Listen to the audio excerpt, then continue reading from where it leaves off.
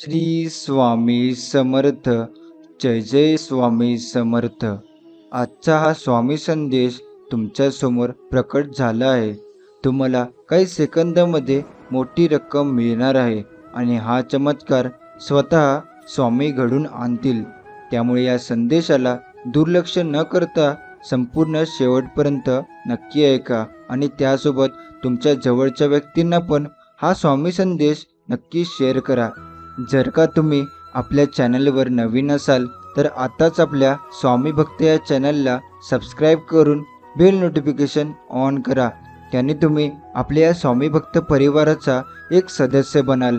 आणि जर तुम्हाला हा स्वामी संदेश मनापासून आवडला असेल तर याला लाईक करून व्हिडिओ खाली कमेंट बॉक्समध्ये श्री स्वामी समर्थ लिहायला विसरू नका. स्वामी म्हणतात, माझं नाव नुसतं जरी तुझ्या मुखात आलं तरी तुझ्या सर्व अडचणी दूर होतील. माझ्या भक्तांचा खटला हा माझ्याच न्यायालयात चालतो. माझ्या न्यायालयात खोट्याला अजिबात जागा नाही. मी माझ्या खऱ्या भक्तांवर कधीच अन्याय होऊ देत नाही. देव पावतो की नाही हे माहीत नाही, पण मन सांगतं माणसापुढे जोडलेल्या हातापेक्षा देवापुढे जोडलेले हात जास्त बळकट असतात. स्वामी म्हणतात, जो माझ्याकडे 4 पावले चालतो त्याच्यासाठी मी 100 पावले चालून येतो. स्वामींच्या प्रत्येक निर्णयावर खुश राहायला शिका. स्वामी आपल्याला हे नाही देत जे आपल्याला पाहिजे असतं. स्वामी ते देतात जे आपल्यासाठी चांगलं असतं. भूतकाळ आणि भविष्यकाळाचा विचार करून आपले वर्तमान काळ खराब करू नका. जीवनात येणाऱ्या प्रत्येक क्षणाचा आनंद घ्या. अडचणीच्या वेळी सर्वात चांगला आधार म्हणजे तुमची उत्तम आत्मस्थिती, उपासना व नामस्मरण, जे तुमच्या कानात हळूच सांगत असते, सगळं उत्तम होईल. जे आज मनात आहे उद्या तुझ्या नशिबात पण असेल, ही स्वामींची इच्छा आहे. कठीण परिस्थिती आल्यावर कसे जगायचं हे शिकवणारा शब्द म्हणजे स्वामी. योग्य वेळी तुला योग्य गोष्टी मी देईलच, पण प्रत्येक वेळी जर इकडे येताना अपेक्षेचे गाठोडे सोबत घेऊन येशील तर पदरी फक्त निराशाच पडेल. हे मात्र लक्षात ठेव. जगणं कोणाचंच सोपं नसतं. आपण सोडून बाकी सगळ्यांचंच चांगलं आहे असं फक्त आपल्यालाच वाटत असतं. जे गेलं ते सोडून द्या. जे आहे त्याचा स्वीकार करा आणि जे घडवायचं आहे त्यावर विश्वास ठेवा. त्याही रूपात तुला मदत करायला येईल. मला शोधू नको, मला ओळख. ज्याची आशा सोडली होतीस ते स्वप्न लवकरच साकार होईल. एकटे उभे राहून साम्राज्य उभं करण्याची हिंमत ठेवा, कारण जग ज्ञान देतं, साथ नाही. माणूस भ्रमात जगत असतो की हा माझा, तो माझा. खरं तर तुमची फक्त वेळ असते. जी जर चांगली असेल तर सर्व तुमचे, नाहीतर जवळचे सुद्धा दूरचे. लोकांचा जास्त विचार करू नका, कारण ज्याच्याकडे काही नाही त्याला हसतात आणि ज्याच्याकडे सर्व काही आहे त्याच्यावर जळतात. सारखी सारखी घेतलेली माघार ही तुम्ही दुबळे आहेत असं दाखवून देते. त्यामुळे काही झालं तरी सारखी सारखी माघार घेऊ नका. शोधवाया भाकरीला निघाली ती भूक आहे. जन्मातच गरिबी येते ही कुणाची चूक आहे. भूक लागली की खाणे ही प्रकृती आहे. घासातील घास दुसऱ्याला देणे ही सद्गुरूंची शिकवण आहे. स्वामी सांगतात, आयुष्यात काही जागा मोकळ्या राहिल्या तरी चालतील, पण चुकीच्या लोकांचा सहवास अजिबात नको, नाहीतर आयुष्य जिवंतपणेच उद्ध्वस्त होतं. जपमाळ माझ्या आयुष्याची, तुझ्या नामात चिंब भिजावी. तुझ्या कृपेने झालेली सुरुवात तुझ्या पायांशीच पूर्ण व्हावी. खूप संकट आली आयुष्यात, पण कधी हार नाही मानली.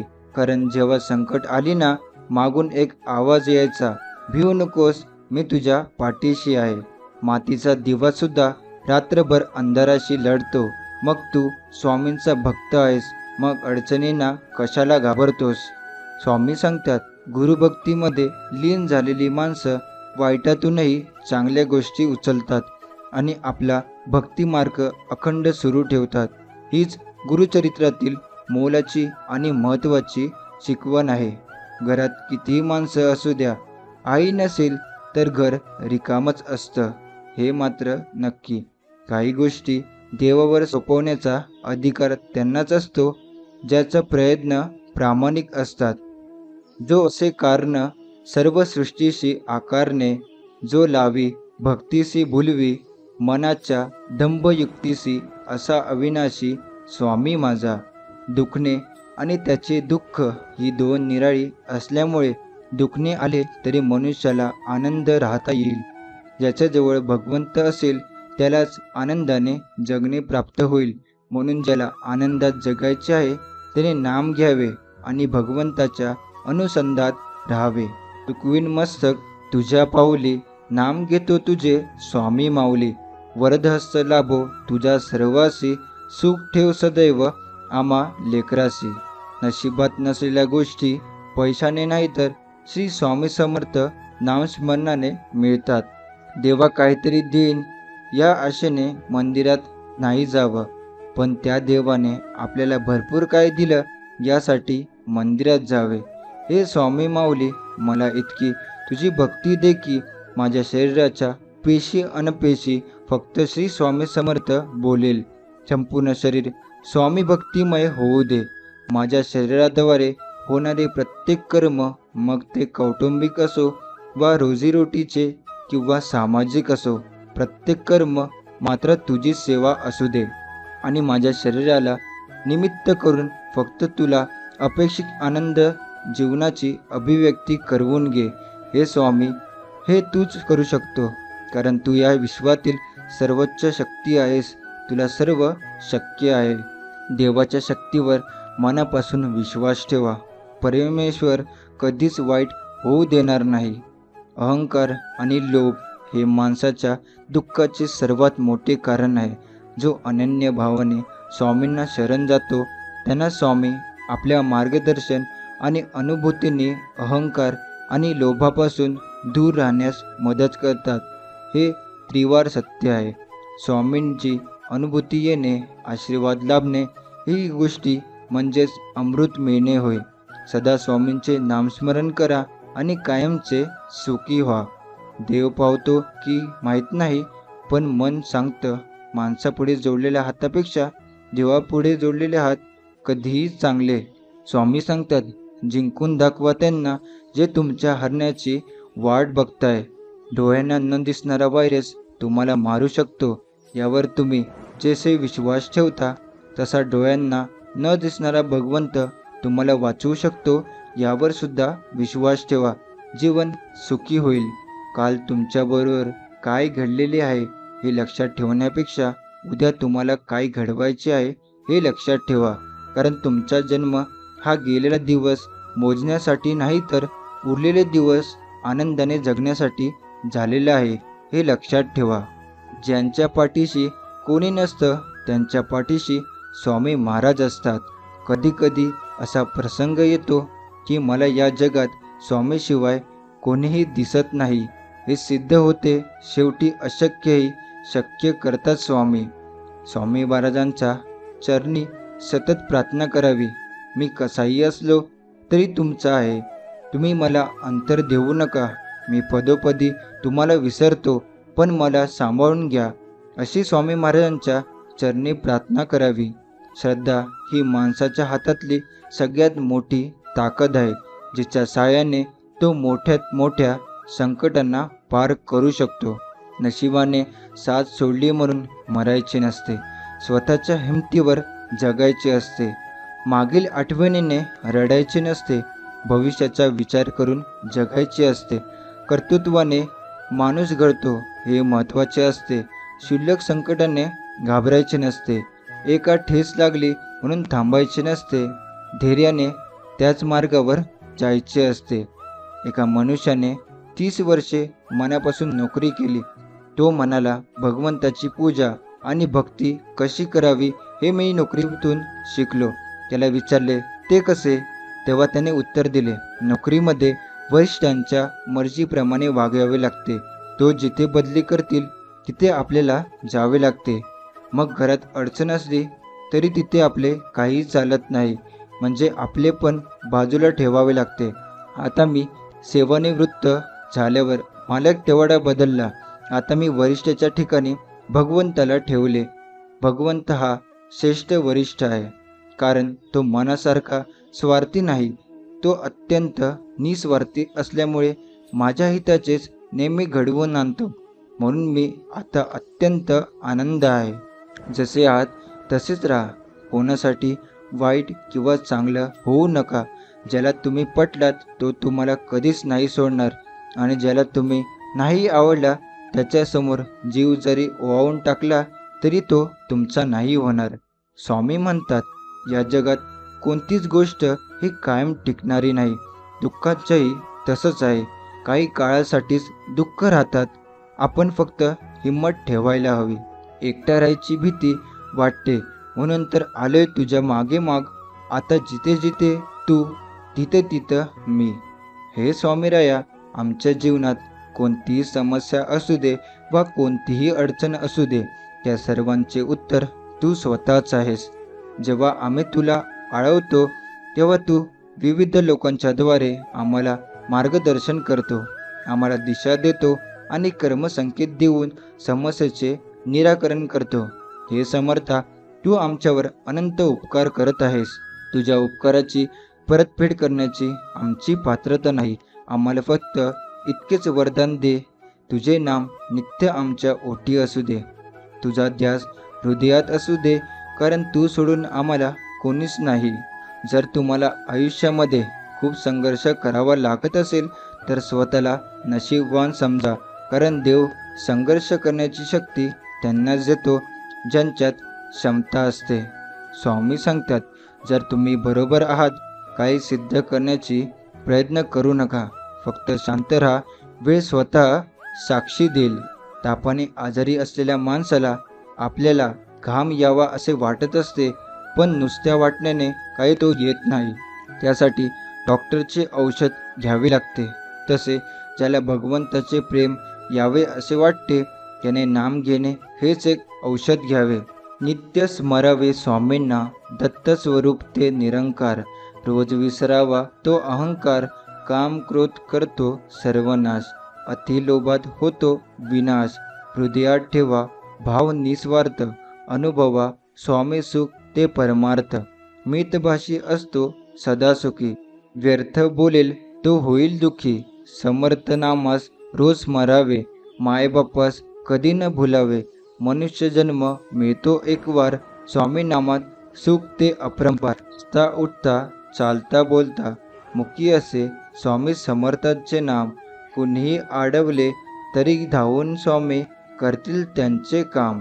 भगवंताच्या भक्तीसाठी वर्ण जात कुल श्रीमंत गरीब स्त्री पुरुष असा भेदभाव नसतो. भगवंत भक्ताचा केवळ प्रेमभाव श्रद्धा दृढ विश्वास पाहतो. मानव कोणत्याही वर्णात जन्मला तरी त्याने स्वधर्मानुसार कर्म करावे. भाव असल्याशिवाय परमार्थ होत नाही. प्रपंचात जसा पैसा लागतो त्याप्रमाणे परमार्थात भाव लागतो. प्रपंचात पैशाशिवाय चालू शकत नाही. परमार्थही भाव असल्याशिवाय होत नाही. जसा तुमचा भाव असेल त्याप्रमाणे तुम्हाला देवाची प्राप्ती होईल. प्रल्हादाला खांबातही देवाची प्राप्ती झाली, तर नामदेवाने दगडाच्या मूर्तीलाही जेवू घातले. हे नेहमी लक्षात ठेवा.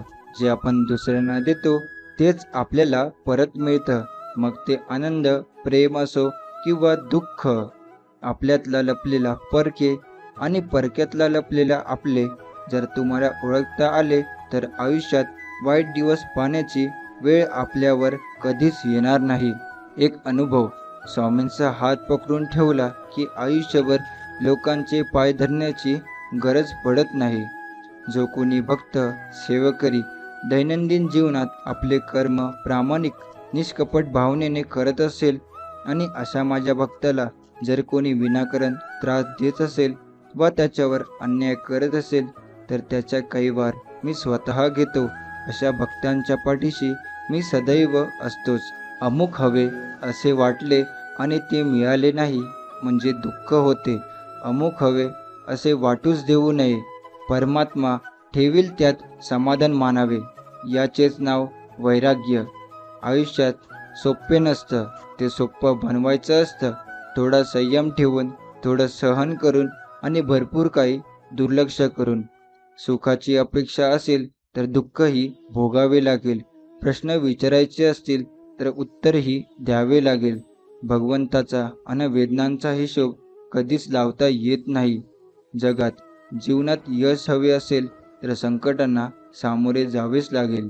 अंतःकरणातून देवाची सेवा करा, कारण मानव बाहेरचे स्वरूप पाहतो पण परमेश्वर हृदय पाहतो. मनातील आशा सोडू नको, विश्वास डगमगू देऊ नकोस, कारण तुझा उद्याचा दिवस हा आजच्या दिवसापेक्षा खूप वेगळा आणि सुंदर छान असणार आहे.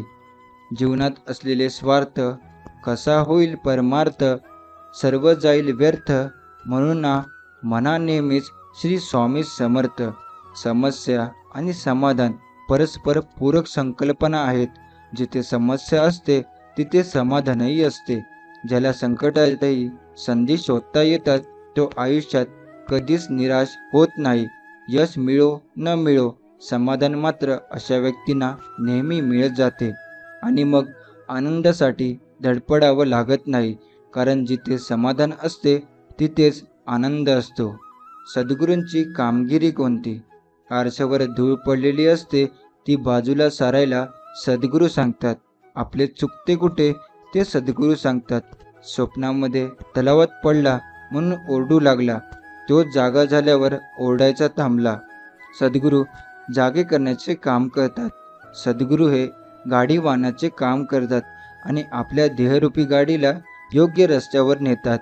आपण नेहमी भगवंताच्या अनुसंधानात मग्न असावे आणि गाडीवानावर विश्वास ठेवून निर्धास्त असावे. मग कसलाच धोका उरणार नाही. अति तेथे माती.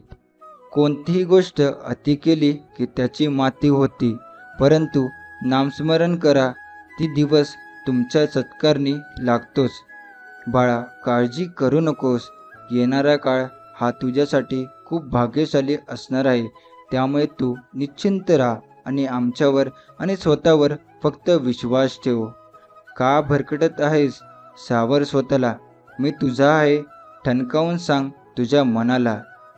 स्वामी, आजपर्यंत तुम्हीच सर्व गोष्टीतून मुक्त केले. अनंत चुका पदरात घेतल्यात. चुकत असताना तुम्हीच सन्मार्गावर आणले. जीवन आनंद उत्साहाने फुलवले. तुमच्या कृपेनेच जीवनाचा अर्थ समजला. तुमची साथ होती म्हणून जीवनातील अंधार मिटला. आता आयुष्यात जे काही होईल ते तुमच्याच कृपा आशीर्वादाने होईल. तुमच्या कृपेछायेत आयुष्य बहरून जाऊन आपली चरणसेवा नित्य घडावी एवढेच मागणे. या विश्वात सर्व मानवासह पशु पक्षी प्राणी सर्वांचे चालक मालक पालक स्वामीच आहेत. स्वामींचे सर्वांवर खूप प्रेम आहे आणि या प्रेमापोटी स्वामींनी अवतार घेतला आहे आणि हा आम्हा सर्वांना नामाचा उपहार दिला आहे.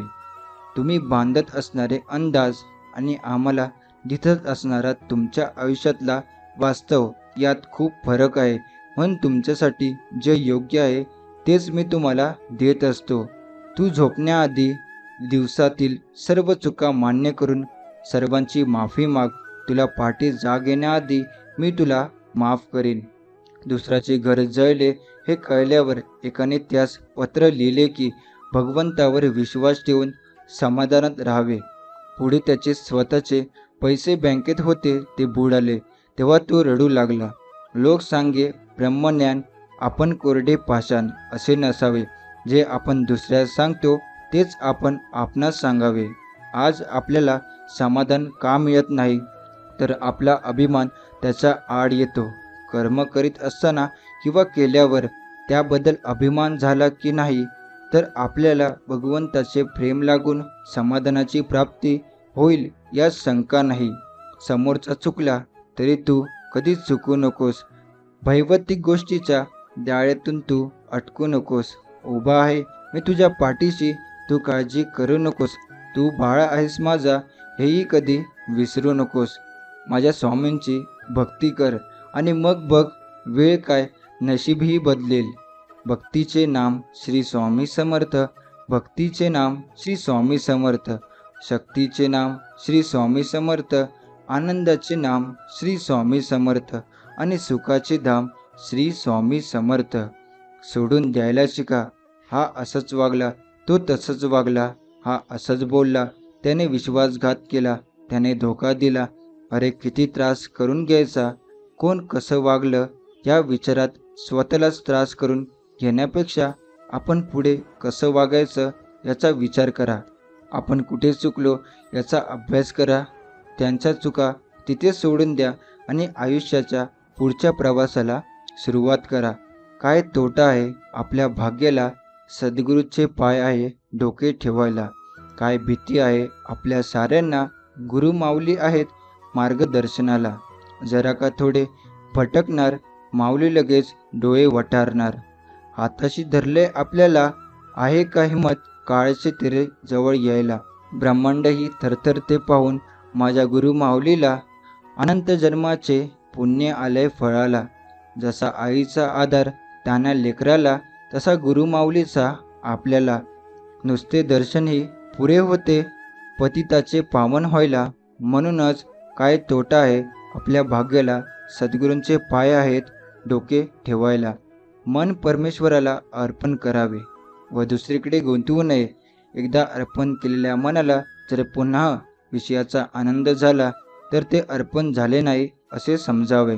पडत्या काळातही जो भगवंताचा होऊन राहतो त्याला कशाचीच भीती नाही वाटत. संकटामध्ये भगवंताच्या अस्तित्वाची जाणीव राहिली तर ती आपल्यास समाधान देते. अडचणी कितीही येऊ द्या, प्रारब्धाच्या पुढे कोणीही जात नाही. त्यामुळे लक्षात ठेवा, वादळात दिवा लावण्याचा स्वप्न बाळगा. नियती मदत केल्याशिवाय राहत नाही. जीवन जगताना संगती खूप महत्त्वाची आहे. बाभळीच्या झाडाशेजारी केळीचे झाड वाढले तर बाभळीच्या काट्याने त्याची संपूर्ण पाने फाटून जातात. या उलट चंदनाच्या झाडाशेजारी लिंबाचे झाड वाढले तर लिंबाच्या गाभ्याला चंदनाचा सुवास येतो. ज्याप्रमाणे रामाच्या सहवासात हनुमान धन्य झाला, श्रीकृष्णाच्या सहवासाने अर्जुन सर्वश्रेष्ठ योद्धा झाला.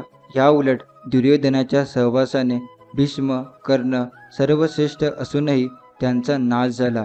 आपण ज्या सोबत राहतो त्याचा विचारांचा, राहणीचा, वागणीचा अंमल हा आपल्यावर होत असतो. संगतीने विचार श्रेष्ठ अथवा दूषित होतात. चेहरा सुंदर असला म्हणजे समोरचा माणूस देखील सुंदरच असेल असे नसते. खरी सुंदरता ही चेहऱ्याची नाही तर मनाची असते. स्वामींची सेवा करून तर बघा. तुमच्या आयुष्यात आनंदाचा सागर नाही ना व्हायला तर बोला. दररोज सद्गुरूंना प्रार्थना करा, आजपर्यंत जे दिले ते तुझेच आहे. मी निमित्त मात्र आहे. इतरांपेक्षा मला भरपूर दिलेस. आता राहिलेले आयुष्य देखील तुझ्या कृपाआशीर्वादाने सुख, शांती, समाधान आणि व समृद्धीचे जाण्यासाठी नामस्मरणाची ताकद दे व तुझी आठवण सतत होऊ दे. मनाचा परिणाम शरीरावर होतो, म्हणून मनात नेहमी चांगले विचार येऊ दे. चांगले आरोग्य दिल्यास तुझी सेवा अखंड करता येईल आणि सेवा करताना हे शरीर तुझे आहे. या शरीराला कोणताही घातपात होऊ नये याचीही काळजी तूच घे. माझ्या जीवनात जे भोग असतील ते तुझ्या आशीर्वादाने नाश होत, हीच प्रार्थना तुला माझे गुरु माऊली. स्वामी सांगतात की कोणाच्या वाईट विचारानं तुमचं कधीच वाईट होणार नाही, कारण तुमचा कर्ता आणि करविता तुमच्या पाठीशी उभा आहे.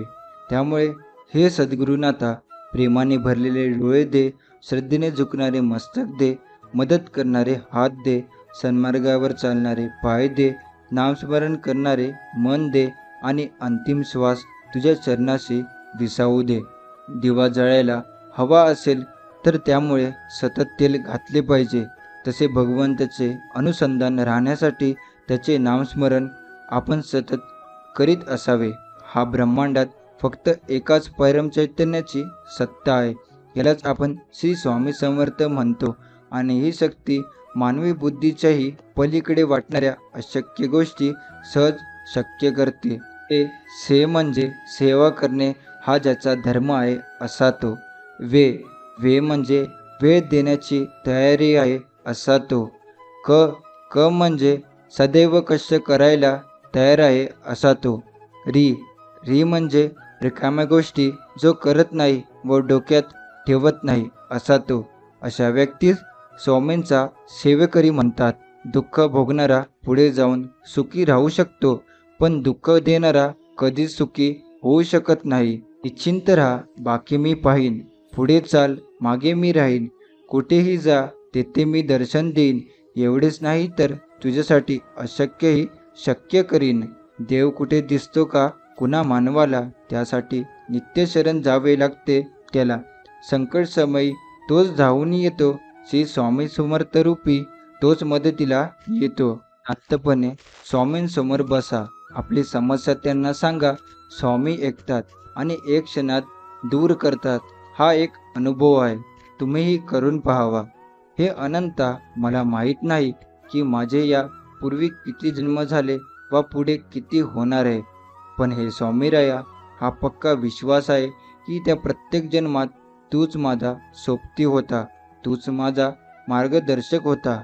हे दत्तात्रया, मला मोक्ष नको, कारण तुझ्या भक्तीचा आनंदच न्यारा आहे. फक्त एकच विनंती आहे की हा प्रपंच करत असताना या मायेच्या दुनियेत माझे मन जर भरटले तर पुन्हा तुझ्या चरणावर स्थिर ठेव आणि तुझे नाम माझ्यात मुखात अखंड ठेव. गुरु जे सांगेल ती प्रेरणा असते. गुरुने सांगितल्यावर आपल्या मनात जे निर्माण होते, आपल्या दृष्टी समोरचे येते, ते सूक्ष्म चैतन्य असते. गुरु जे बोलतात ती साक्षात आपल्या दिवसाची, आपल्या जीवनाची एक साक्ष असते. आणि त्यांचे जे आपल्याकडे पाहणे असते ते केवळ पाहणे नसते, तर तो सूक्ष्म असा आपल्या पाठीशी असतो आणि आपली गाठ मात्र सख्याशी असते. सखा आपल्याला भेटला की आपल्याला सूक्ष्म असे चैतन्य जाणवते. आपल्या मनामध्ये एक समाधान प्राप्त होते. असे आहेच, मला माझे गुरु भेटले की माझी ही स्थिती अशीच होती. काहीच नसताना जे तुमच्या सोबत आहेत ते खरे आहेत, कारण पैसा आणि प्रसिद्धी आल्यावर सगळेच जिवलग होतात. प्रार्थना म्हणजे फक्त शब्दांचा उच्चार नव्हे, प्रार्थनेचा अर्थ म्हणजे ईश्वराचे चिंतन करणे व त्याला अनुभवणे. जीवन म्हटलं की सुखदुःखांचे प्रसंग येणारच, पण या प्रसंगांना तुम्ही कसे सामोरे जाता ही तुमची खरी परीक्षा आहे. जेव्हा तुम्ही दुःखांचा पेपर नीट सोडवता तेव्हाच तुम्हाला परमेश्वर सुखाच्या वर्गात उत्तीर्ण करत असतो. सण सुखाचे, दोन क्षण दुःखाचे, हे आयुष्य आहे. असंच चालायचं. माणसं भेटत जातील रस्त्यात, काही काही हात देतील, त्यांना सोबत घेऊन चालायचं, तर काही पाय तोडून जातील तर त्यांना तिथे सोडून द्यायचं. हे आयुष्य आहे. असंच चालायचं. घट्ट नाही मनासारखं म्हणून रडत नाही बसायचं. दुसऱ्यांचं सुख बघून कधी जळत नाही बसायचं. प्रत्येकाचा एक दिवस ठेवला आहे देवाने, त्या दिवसाची वाट पाहत आनंदाने जगायचं. हे आयुष्य असंच जगायचं. चिंता नाही करायची. जर स्वामींवर सर्व सोपवलं आहे ना, तर स्वामी नक्कीच सुरळीत करतील. तुम्ही तुमचे प्रयत्न करत राहा. संकटाला पाहून डगमगू नकोस. अरे, कोणतेही संकट दीर्घकाळ टिकत नाही. तू कशाला व्यर्थ चिंता करतोस? जोपर्यंत मी तुझ्या पाठीशी आहे, तुला कसलीही भीती नाही. जसे थोडेसे औषध हे भयंकर रोगाला शांत करते, तसे थोडेसे नामस्मरण दुःख संकटाचा नाश करते. सत्याच्या मार्गी नेहमीच काठी असतात. फार असत्याच्या मार्गाने चालणारे पोचतात लवकर, पण ज्याचे त्याने ठरवायचे असते. आपण आपले लक्ष संकट कितीही येवोत, स्वामींचे असे सर्वत्र लक्ष. मी सर्वत्र आहे. मी चराचरात व्यापून आहे. मी वारा आहे. मी पाणी आहे. आकाशही मीच आहे. पक्ष्यांच्या कंठातून निघालेली शीळही मीच आहे. गाणगापुरात मीच आहे. कैलासावर आणि गरुडावरही मीच आहे. मी कुठेही गेलेलो नाही. मी सदैव तुझ्या पाठीशी आहे. भिवू नकोस. मी तुझ्या पाठीशी नाही तर सदैव तुमच्या बरोबर आहे. फक्त आततेने हाक द्या. सेवा करायची असेल तर घड्या पाहू नका. प्रसाद घ्यायचा असेल तर चव पाहू नका. आणि स्वामींचे नामस्मरण करायचे असेल तर जागा पाहू नका. अंतर्मन आपल्याला नेहमी मार्गदर्शन करत असतं. जसं उदाहरणार्थ, अलीकडच्या महाविद्यालयीन वर्गामध्ये अंतर्मनाचं काम कसं चालतं हे स्पष्ट करत असताना उपस्थित एका विद्यार्थ्यानं त्याच्या समस्येचं उत्तर त्याला दाढी करत असताना मिळाल्याचं सांगितलं. याचं कारण हे काम करत असताना तो शांत निवांत होता. त्यामुळे अंतर्मनाची विद्वत्ता आणि अंतर्ज्ञान समोर आलं. हा मनुष्य गेले अनेक दिवस त्याच्या समस्येवर खूप तीव्रतेने जागरूकपणे उपाय शोधत होता. पुढे दिलेल्या सूचनांना अवलंब करून त्याला परिणाम साध्य करता आला. रात्री झोपायला जाताना तो असं म्हणायचा की मी आता माझी ही विनंती माझ्या अंतर्मनाकडे नेत आहे. माझ्या अंतर्मनाकडे याचं उत्तर आहे, हे मला ठाऊक आहे आणि मला ते मिळालेच. पहिल्या प्रकरणात मी तुम्हाला सांगितलं होतं की झोपायच्या आधी जर तुम्ही सकाळ 6ला उठण्याचा विचार करत असाल तर अंतर्मन तुम्हाला सकाळी बरोबर 6 वाजता उठवतं. त्याचप्रमाणे अंतर्मनानं या मानाची गोष्टसुद्धा विचारात घेतली. अद्वैत विद्वत्ता अंतर्मनाकडे असल्यामुळे तार्किक पद्धतीनं परिपूर्ण उत्तर शोधलं आणि त्याला दिलं. तुम्हाला बऱ्याचदा असं आढळतं असेल की झोपेतून उठल्या उठल्या लगेच तुम्हाला उत्तर मिळालेलं असेल. याचं कारण तुम्ही त्यावेळेला अर्धवट झोपेत अर्धवट जागे अवस्थेत असा त्यावेळी अंतर्मनाची विद्वत्ता दृश्यमान होत असते. समस्येने जेव्हा तुम्हाला घेरलेलं असतं तेव्हा तुम्ही काय करता? अनेक जण चिंतेत पडतात आणि त्या समस्येनं त्यांना खाऊन टाकलेलं असतं. त्यामुळे परिस्थिती आखणीची बिघडते. याच कारणानं आपण अंतर्मनावर जी गोष्ट बिंबवतो ती नेहमीच अनेक पटीने वाढून आपल्याकडे येत असते. अंतर्मनाच्या वैश्विक बँकेत तुम्ही सतत काहीतरी जमा करत असता. शांती, एकोपा, सुसंवाद, विश्वास आणि सच्छिदा यांचं बीज जमा कराल याची क्षमता घ्या. कारण या सगळ्या गोष्टी अंतर्मन हजारो पटींना वाढवणारं असतं. मग समृद्धी आणि चांगलं नशीब हा तुमचा लाभ ठरतो. दिवसभरातल्या समस्यांचा त्रस्त वातावरणाचा सामना तुम्ही कसा करता? तुम्ही जर राग, त्रागा, कटुता, टीका आणि संताप यांच्यासह तुमची प्रतिक्रिया व्यक्त केल्यात तर तुम्ही याच गोष्टी अंतर्मनाच्या बँकेत जमा करता. मग जेव्हा तुम्हाला ताकद, आत्मविश्वास यांची जरुरी असते तेव्हा तुम्ही या गोष्टी बाहेर काढू शकत नाही. कारण तुम्ही या गोष्टी तुमच्या बँकेत जमाच केल्यात नसतात. त्यामुळे आता आनंद, प्रेम, शांती, विनोदी स्वभाव या गोष्टी आपल्या अंतर्मनाच्या बँकेत जमा करायला सुरुवात करा.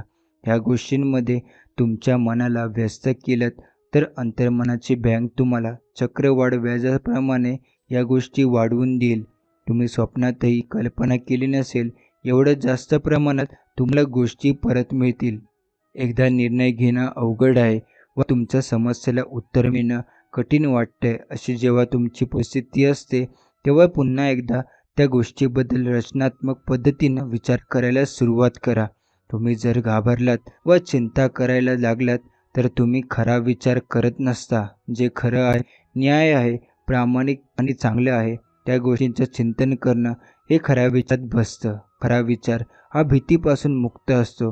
तुम्ही जर मनात चुकीची संकल्पना बाळगलीत किंवा काही गोष्टी बाबत चुकीच्या दृष्टिकोन अंगीकारला तर तुम्हाला भीती वाटते. या बाह्य गोष्टी परिस्थिती आणि घटनांचा तुमच्यावर नियंत्रण राखतील असं बहुधा तुम्हाला वाटायला लागतं आणि त्याच भीतीचं प्रयोजन ठरतात.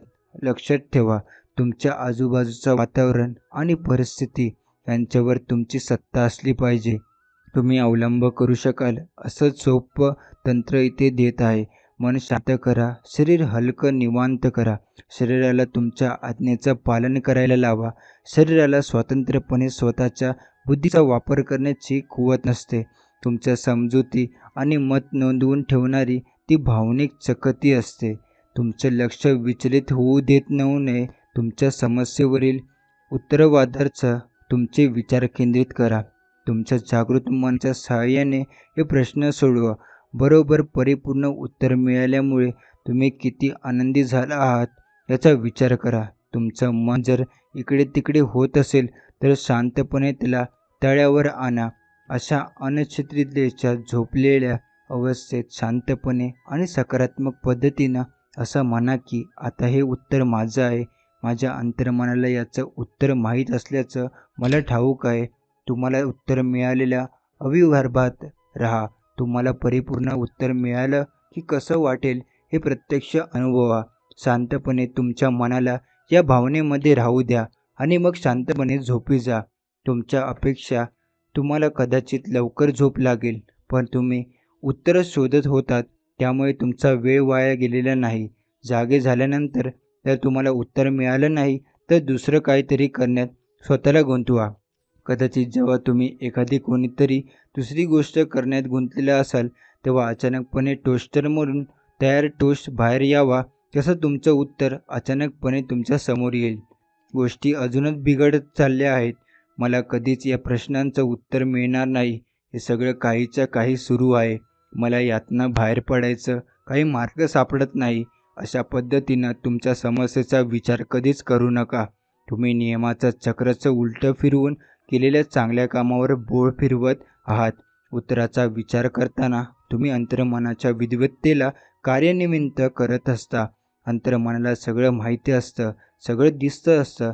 यशपूर्तीचं पूर्ण माहितीच अंतर्मनाला असते. अंतर्मनाकडे गोष्टीच्या निर्माणाची शक्ती असते. जागृत मनाकडून मिळालेल्या अज्ञानाचं पालनसुद्धा अंतर्मन करत असतं. हे साधंसुद्धा सत्य नेहमी लक्षात ठेवा की जागृत मनाकडे पर्याय निवडण्याचं सामर्थ्य असतं. अंतर्मन त्याला जे करायला सांगितलं जातं ते करतं. अंतर्मन तुमच्या समजुती आणि विश्वासाचा स्वीकार करतं आणि प्रत्यक्ष अनुभवात आणतं. ती एक अमर्याद सर्जनशील शक्ती असते. काही काळापूर्वी डॉक्टर बॅटिंग यांनी स्वतःची मधुमेहाची समस्या कशी सोडवली याचं वर्णन असलेल्या मासिकाची प्रत मला मिळाली. त्यांनी या रोगाचा संपूर्ण अभ्यास केला होता. एके दिवशी सकाळी त्यांना लवकरच जाग आली. त्यानंतर उत्तर मिळालं होतं. कुत्र्याच्या स्वादुपिंडाच्या नलिकेतून बाहेर पडणारा पदार्थ काढायला हवा, असं ते उत्तर होतं. लाखो लोकांचे प्राण वाचवण्याची इन्सुलिनच्या जन्माचं हे मूळ होतं. तुम्हाला नेहमीच एका रात्री उत्तर मिळेल असं समजून चालू नका. कदाचित अनेक आठवडे व महिन्यात तुम्हाला उत्तर सापडणार नाही. त्यातून खचून जाऊ नका. जणू काही तुम्ही याआधी असं केलंच नव्हतं. अशा प्रकारे दररोज रात्री झोपण्याच्या आधी तुमच्या अंतर्मनाला चालना देत राहा. कदाचित तुम्ही त्या गोष्टीकडे खूप मोठी समस्या अशा पद्धतीने बघत असल्यामुळे सुद्धा तुम्हाला उत्तर मिळायला वेळ लागत असेल. कदाचित याचं उत्तर मिळायला वेळच लागेल अशी तुमची समजूत असू शकते.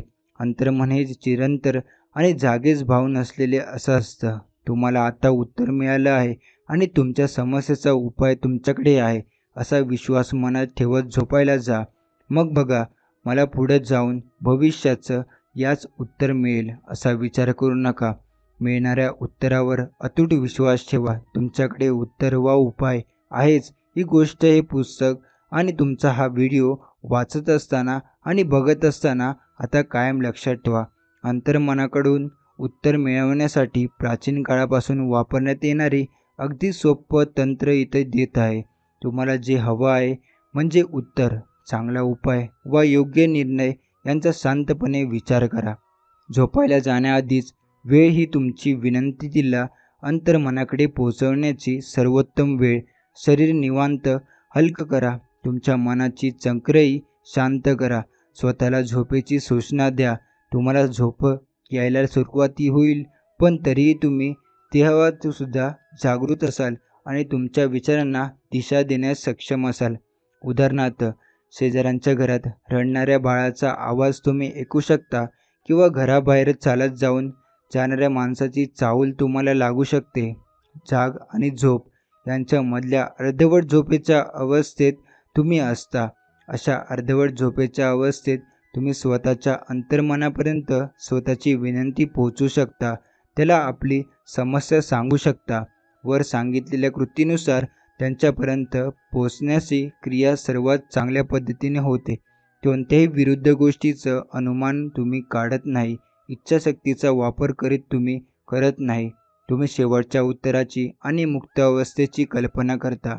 हे सगळं अगदी साधेपणानं आणि कोणताही अभिनिवेशन न ठेवता करा. साधा, सोपा, निरागस चमत्कार घडवू शकणारा विश्वास बाळगा. कोणत्याही समस्येशिवाय असलेल्या तुमचा चित्र रंगवा. या प्रक्रियेला अडचणीच्या सगळ्या लाल फिती कापून टाका. साधा सोपा मार्ग हा सर्वोत्तम असतो. एक उदाहरण दिलं आहे. मी खूप मौल्यवान अंगठी हरवली. वंश परंपरागत मिळालेली ती अंगठी होती. मी सगळीकडे शोधत होतो केली, पण कुठेच सापडली नाही ती अंगठी. मी जे शिकवतो त्याचाच वापर करायचा मी ठरवलं. रात्रीच्या वेळी इतर कोणाशी जसं बोलीन तसंच साध्या पद्धतीनं मी अंतर्मनाशी बोललो. गाढ झोपण्याआधी मी त्याला सांगितलं की तू सगळ्या गोष्टी माहीत असतं. अंगठी कुठं आहे हे तुला माहीत आहे आणि आता ती कुठे आहे हेही तू मला सांगणार आहेस. सकाळी मला अचानक जाग आली तेव्हा रॉबर्टला विचारलं. असे शब्द माझ्या कानात घुमत होते. रॉबर्ट आमच्या घराचा नोकर होता. तो 14 वर्षाचा होता. रॉबर्टला विचारायला मला कसं तरी वाटत होतं, पण तरीही माझ्या मनाचा आतला आवाज ऐकायला ठरवलं. रॉबर्ट म्हणाला, हो, मला माहीत आहे. आपल्या घराच्या पुढच्या रस्त्यावर ती पडली होती. तिथून मी उचलली. ती अंगठी माझ्या खणात आहे. ती खूप मौल्यवान आहे असं काही मला वाटलं नाही, त्यामुळे मी त्याबद्दल काही बोललो नाही. अंतर्मनावर जर तुम्ही विश्वास ठेवलात तर ते तुम्हाला नेहमी उत्तर मिळवून देतं. अलीकडेच झालेल्या एका वर्गातल्या तरुण मुलाला हा अनुभव आला. या मुलाचे वडील वारले आणि त्यातून मृत्यूपत्र करून ठेवल्याचं काही दिसत नव्हतं, पण त्याच्या वडिलांनी मृत्यूपत्र केल्याचं आणि सर्वांसाठी लाभदायक असल्याचं आपल्याला विश्वास घेऊन सांगितल्याचं त्या माणसाच्या बहिणीनं त्याला सांगितलं होतं. मृत्यूपत्र शोधण्याचे सगळे प्रयत्न फोल ठेवले आणि काहीच सापडलं नाही. या तरुण मुलानं अंतर्मनाचा चमत्कार या विषयावरील वर्गात सांगितलेल्या गोष्टी आचरणात आणण्यात ठरवलं.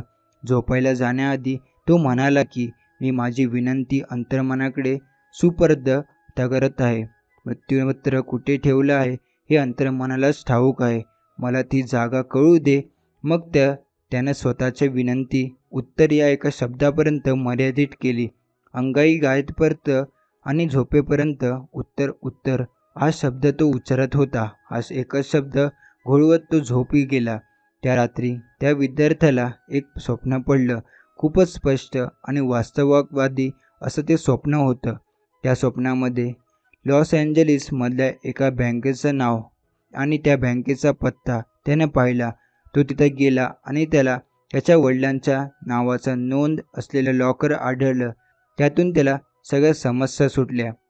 तुम्ही झोपलात की तुमच्यामध्ये वसलेले सामर्थ्यशाली सुप्त विचार बाहेर येतात. उदाहरणार्थ, घर विकावं का, एकदा विशिष्ट शेअर घ्यावा का, भागीदारी तोडावी का, न्यूयॉर्कला जावं का, लॉस एंजेलिसमध्येच राहावं, सध्याचा करार मोडावा का, नवीन करार करावा का, इत्यादी गोष्टींविषयी तुम्ही जर विचार करत असाल तर असं करा. तुमच्या आरामखुर्चीवर किंवा तुमच्या कार्यालयातल्या टेबल खुर्चीवर शांतपणे निवांत बसा.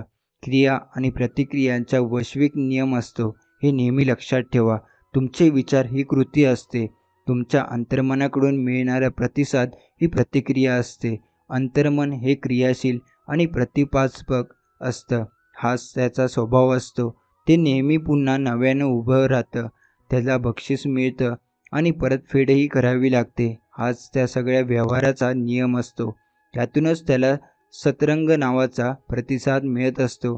योग्य कृतीचा विचार वा चिंतन तुम्ही करतात, तुम्हाला आपोआप तुमच्यामधल्या प्रतिक्रिया व प्रतिसादाचा अनुभव मिळतो.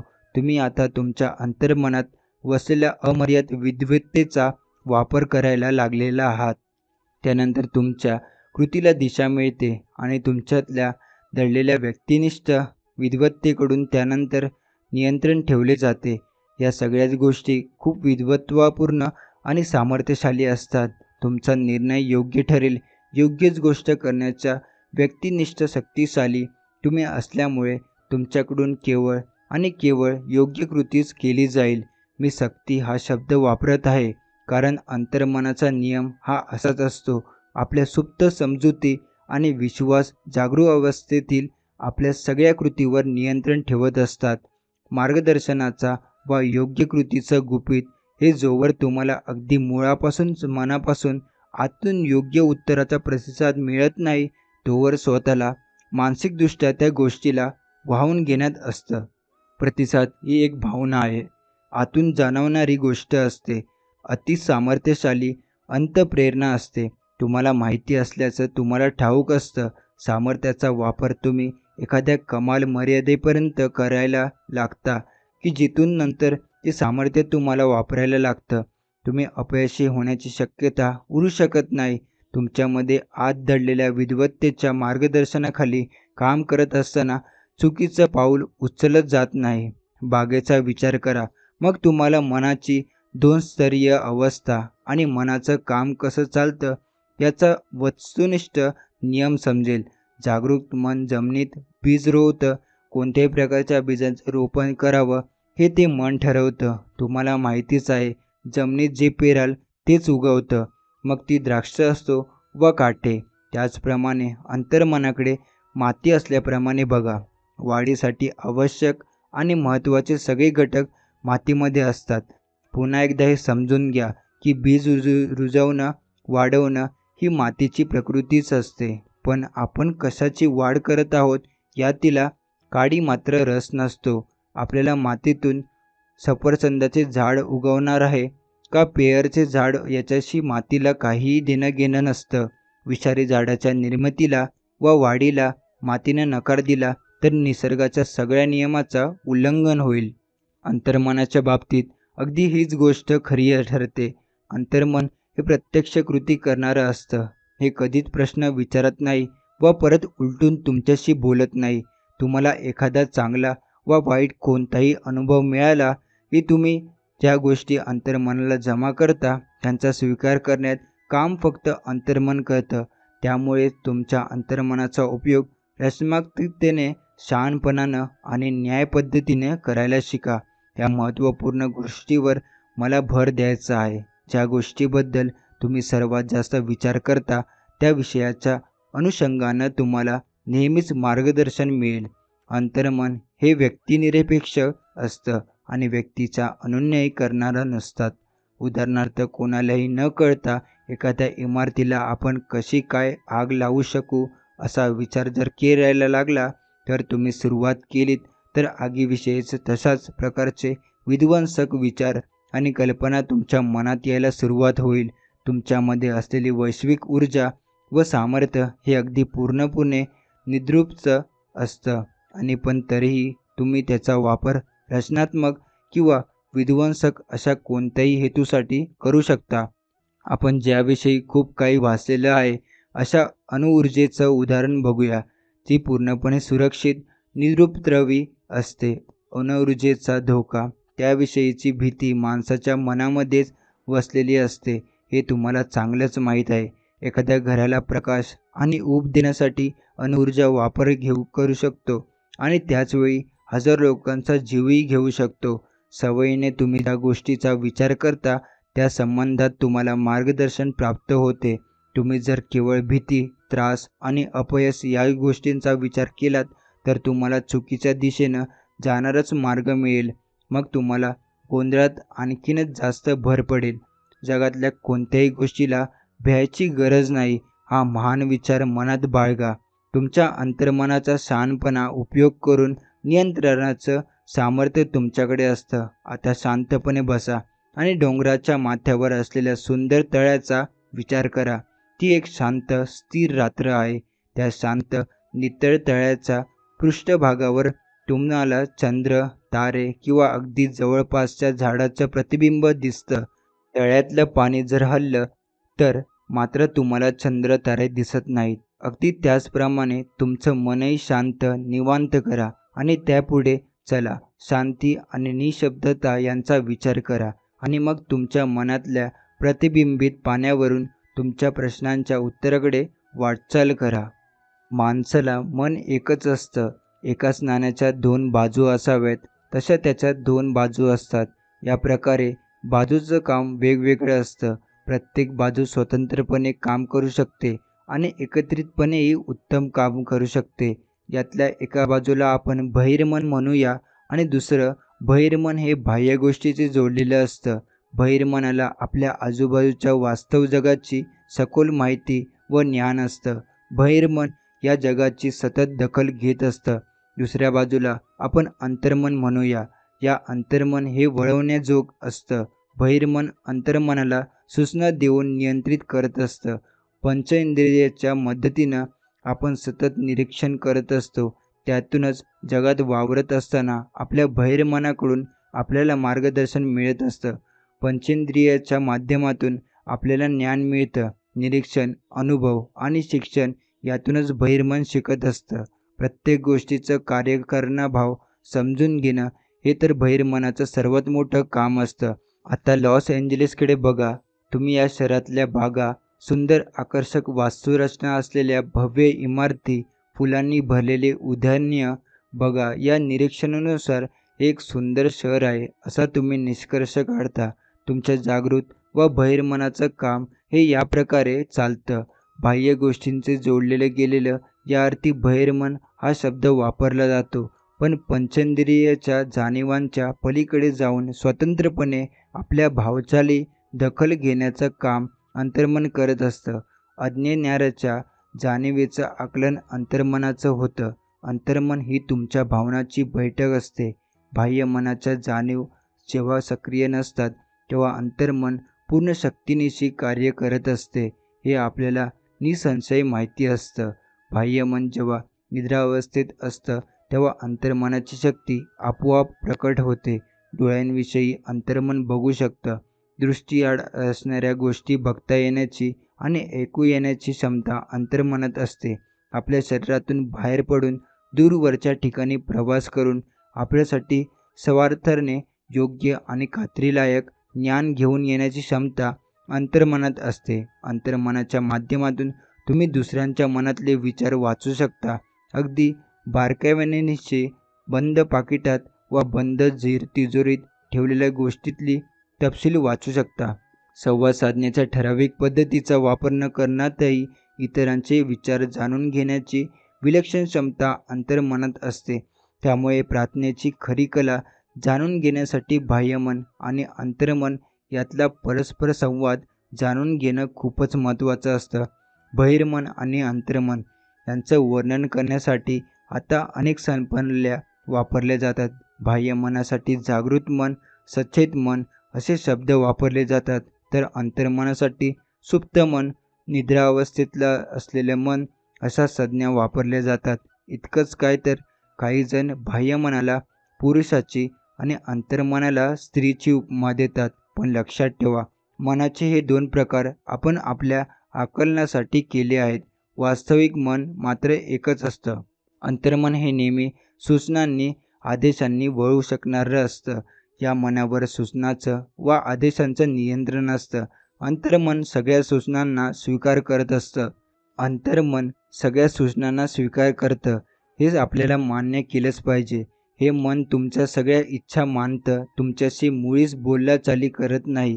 तुमच्याबाबत घडणाऱ्या सगळ्या गोष्टी या तुमच्या अंतर्मनावर जे विचार बिंबवले गेलेले असतात त्यामुळेच घडत असतं.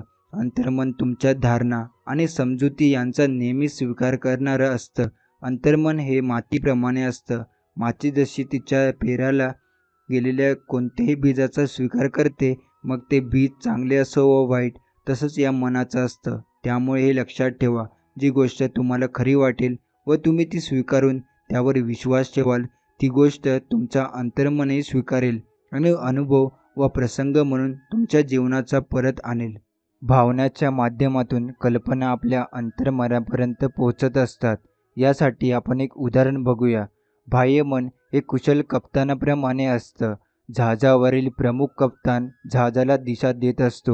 त्याचवेळी इंजिन रूममधील लोकांना सूचना देत असतो. इंजिन रूममधून मधल्या लोकांना आपण कुठे चाललो आहेत हे माहीत नसतं. हे फक्त मिळालेल्या आज्ञेचं पालन करत असतात. होकायंत्र, दिशादर्शक आणि इतर साधनावर आधारित माहितीच्या आधारे मुख्य कप्तान काही सूचना देत असतो. पण त्यानं जर चुकीच्या सूचना दिल्या तर इंजिन रूममधील माणसं जहाज खडकावर सुद्धा नेऊ शकतात. इंजिन रूममधले लोक कप्तानाच्या आज्ञेचं पालन करतात, कारण तो त्याचा प्रमुख असतो, नेता असतो. कप्तानाच्या पाठीमागे ते त्याला काही बोलत नाहीत. ते केवळ कप्तानाच्या आज्ञेचं पालन करतात. जहाजाचा कप्तान हा जहाजाचा सर्वसर्वा असतो. त्याच्याच आज्ञा पाळायच्या असतात. त्याचप्रमाणे तुमचं बाह्यमन हेच तुमच्या शरीररूपी जहाजाचा कप्तान असतं. तुमचं शरीर आणि तुमच्या सगळ्या कृती हे जहाजाचं प्रतीक आहे. ज्या सूचना आणि समजुती खऱ्या आहेत असं तुम्ही मानत असतात त्यावर आधारित आज्ञा स्वीकारण्याचं काम तुमचं अंतर्मन करतं. आणखी एक सोपं उदाहरण पाहूया. तुम्ही जेव्हा वारंवार असं लोकांना सांगतात की मला मशरूम आवडत नाहीत, त्यावेळी जेव्हा तुमच्यासमोर मशरूम वाढले जातात आणि तुम्ही ते खाता, तेव्हा तुम्हाला ते पचत नाहीत. याचं कारण माझ्या बॉसला मशरूम आवडत नाहीत, हे तुमचं मन अंतर्मन सांगत असतं. एखादी स्त्री जेव्हा असं म्हणते, कॉफी प्यायली की माझ्या मध्यरात्री 3 वाजता जाग येते, त्यावेळी 3 रात्री कॉफी प्यायली की तिचं अंतर्मनच तिला जागं करत असतं. माझ्या बॉसला तुला रात्री जागं करायचं आहे, ठेवायचं आहे, असं जणू अंतर्मन सांगत असतं. प्राचीन रूपकथामध्ये हृदयालाच अंतर्मन असं म्हटलं जातं. अंतर्मन हे इंजिनचं हे ठाऊक असतं, पण त्यांनी त्यातलंच नवं काय दिलं का नाव दिलं नव्हतं. चार्ल्स आणि बॅनियसोनी त्यांनीच वेगवेगळी नावं दिली होती. तुम्ही स्वतःच्या अंतर्मनाला एकदा गोष्टीनं भारावून टाकू शकता आणि अंतर्मनाच्या ज्या गोष्टीचा पगडक असतो ती गोष्ट ते मन प्रकट करतं. कोणतीही खरी भासणारी किंवा भारावून टाकणारी कल्पना तुमचं अंतर्मन स्वीकारेल. एका उदाहरण बघूया. तुम्हाला जर लवकर बरं वाटायचं हवं असेल तर तुम्ही काय करावं? तुम्ही शांत व्हा, सहजपणे श्वास घ्या, चित्त एकाग्र करा, तुमच्या अंतर्मनातल्या बरं करण्याच्या क्षमतेचा विचार करा आणि तुमच्या शरीराला दुखावलेला अवयव बरा होत असल्याचं सांगत स्वतःला निश्चिंत करा. हे सगळं करत असताना तुमच्या अंतर्मनात कोणत्याही प्रकारचा कडवटपणा असता कामा नये. तुम्ही प्रत्येकाला क्षमा करायला हवी. ही बरं करण्याची प्रक्रिया तुम्ही दिवसातून 3-4 वेळा परत परत करू शकता. लक्षात ठेवा, तुमचं अंतर्मन तुमच्या शरीराला घडवूही शकतं आणि बरेही करू शकतं. आपण शरीराच्या दुखत असलेल्या भागाची लोक सतत काळजी घेत असतात, पण त्यानंतर 10-15 मिनिटांनी अरे देवा, अजून दुखतंय, मला कधीच बरं वाटणार नाही, मी कधीच यातून बरा होणार नाही, असं काहीतरी म्हणायला लागतात. हा मानसिक दृष्टिकोन व अशा प्रकारची नकारात्मक विधानं आधीच्या सगळ्या सकारात्मक बाबी दूर लोटतात. जर सर्जन शस्त्रक्रिया करून तुमच्या ऑर्थोपिडिया काढला तर लगेचच काही मिनिटात आत काय चाललंय हे पाहण्यासाठी तुम्ही पुन्हा पोट फाडलं तर तुमच्या जीवावर बेतील. त्याचप्रमाणे नकारात्मक विचारांनी तुमचा घात होईल व तुम्ही तुमची बरं होण्याची मानसिक शक्तीही गमावू शकाल. ज्याप्रमाणे माणसं विजेचा वापर विविध प्रकारे कसा करायचा हे ज्ञान प्राप्त केलं, वीज वाहन व वीजरोधक क्षमतेच्या ज्ञानाचाही उपयोग केला, त्याचप्रमाणे आपल्या सगळ्यांच्या आत असलेल्या अंतर्मनाचा वापर कसा करायचा हे आपण जाणून घ्यायला हवं. आपल्यामध्ये असलेले प्रचंड सामर्थ्य आणि अलौकिक बुद्धिमत्ता यांच्याविषयी व त्यांच्या वापराविषयी आपण नक्कीच शिकून घेतलं पाहिजे. अनेकांनी आता अंतर्मनाचं खरं महत्त्व जाणून घ्यायला सुरुवात केली आहे. अनेक जण आपल्या व्यवसायात यशप्राप्तीसाठी आणि पदोन्नतीसाठी त्याचा वापर करत आहे. एसिन, फोर्ड, मार्किन, आईन्स्टाईन आणि अशा अनेकांनी आपल्या अंतर्मनाचा उपयोग करून घेतला होता. त्यामुळे त्यांनी वेगळ्या दृष्टी मिळाली. विज्ञान, उद्योग, कला या क्षेत्रात असामान्य कर्तृत्व ते गाजू शकले. अंतर्मनाच्या सामर्थ्याला कृतीत रूपांतरित करण्याची क्षमता हे सगळ्या महान वैज्ञानिकांच्या आणि संशोधकांच्या यशात रहस्य असल्याचं सिद्ध झालं आहे. तुमच्यामध्ये प्रचंड आणि अलौकिक क्षमता असते आणि तुम्ही तिचा उपयोग करू शकता. ताणतणाव आणि निराशा यापासूनही तुमची संपूर्णपणे सुटका होऊ शकते. तुमच्यामध्ये दडलेले अमर्यादित ऊर्जेचा तुम्ही शोध घेऊ शकता. त्यातून तुम्हाला ऊर्जा मिळते आणि तुमच्या शरीराच्या सगळ्या भागांना चालना मिळते. यावर विश्वास ठेवा. अनेकदा असं होतं की आपण रात्रीच्या वेळी एखाद्या समस्येचं उत्तर शोधत असतो, त्यावर विचार करत बसलेलो असतो. जेव्हा तो प्रश्न तुम्ही स्वतःच्या अंतर्मनाकडे पोहोचवतात तेव्हा सकाळी तुम्हाला त्या प्रश्नाचं उत्तर मिळालेलं असतं. रात्रीमध्ये उत्तर दडलेली असतात. या जुन्या वाक्यप्रचाराचा हाच अर्थ आहे. तुम्हाला जर सकाळी 7 वाजता उठायचं असेल आणि तुम्ही तशी सूचना तुमच्या अंतर्मनाला दिलीत तर अंतर्मन बरोबर 7 वाजता तुम्हाला उठवेल. आई आपल्या आजारी मुलाची काळजी घेत असेल आणि तिला झोप लागली तरी बाळाचा ताप वाढला, तो रडला किंवा त्याला औषध द्यायची वेळ झाली तरी मला मग जाग कर, अशी सूचना तिनं स्वतःच्या अंतर्मनाला दिलेली असते. त्यामुळे तिला जाग येतेच. तिकडे बाहेर वादळ सुरू असलं तरी कदाचित आईला जाग येणार नाही, पण जेव्हा तिचं बाळ रडत तेव्हा तिला लगेच जाग येते. अंतर्मनाचं काम हे असंच साधं सोपं असतं. आजचा हा स्वामी संदेश आपण इथेच समाप्त करतो. असे स्वामींचे प्रेमळ संदेश ऐकण्यासाठी आताच आपल्या स्वामी भक्त या चॅनलला सबस्क्राईब करून बेल नोटिफिकेशन ऑन करा. आणि त्याचबरोबर हा स्वामी संदेश तुम्हाला मनापासून आवडला असेल तर नक्कीच याला लाईक करून खाली कमेंट बॉक्समध्ये श्री स्वामी समर्थ लिहायला विसरू नका. चला तर मग आपण भेटू पुढच्या व्हिडिओमध्ये. श्री स्वामी समर्थ. जय जय स्वामी समर्थ.